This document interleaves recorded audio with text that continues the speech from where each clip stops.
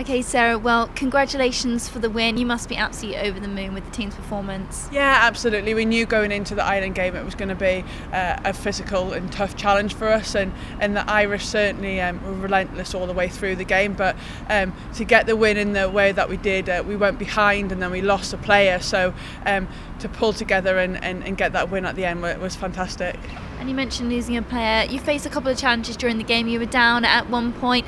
How proud are you of the way the team came together and fought for that win?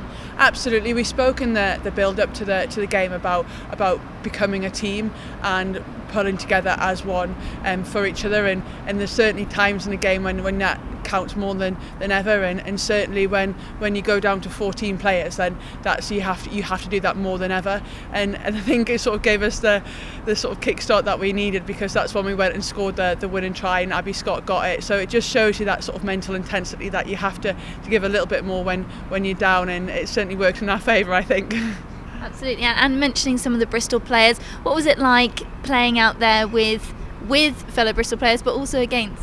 Yeah, it's always nice to play with your teammates, and Amber and Izzy, and certainly certainly did a great job, and Mace at the back at full back certainly controlled it, and then it was fantastic to see sort of Poppy come on for her second cap, and both Izzy and Poppy had never played at Twickenham, so it was sort of extra special for them, and then Izzy was in floods of tears at the end because it meant so much to her, which obviously is nice to see, and as we mentioned, that back row battle between Izzy and I and Claire Malloy was certainly there, and there was a few comments going around at the breakdown, so but she's one of the best out there, and it's always nice to have that physical competition with that opposition, and the fact that your teammates at club as well. And there was a nice photo that was taken after the game of all the Bristol girls in sort of either for Ireland or for England, which shows you what rugby's all about, that once you get off the pitch then you're back to that sort of camaraderie and teamship that you have with players.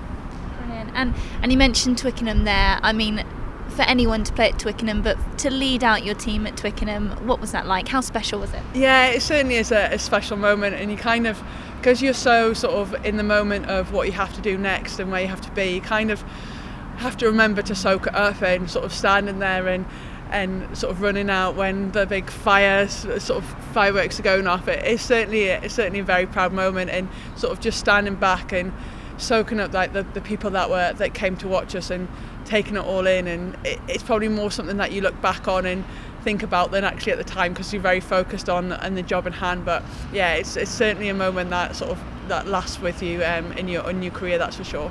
Absolutely. And you're now top of the table, a couple of points clear from France after a good win from Wales, but you've got a big challenge ahead, haven't you, 2 weeks time?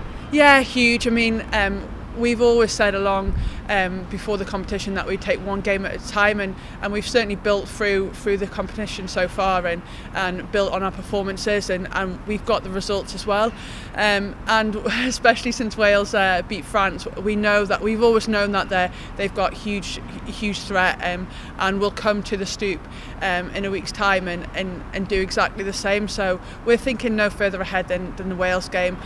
We know the threats and challenges that they will pose, and we'll have to be at the top of our game to ensure that we get a win. But yeah, that's certainly only what we're thinking of, and hopefully we'll go on, and we ask the girls that we now need to build on our performance against Ireland, and we're getting down to the sort of nitty gritty of the competition now, and it's going to take 2 big performances again for us to see where we finish.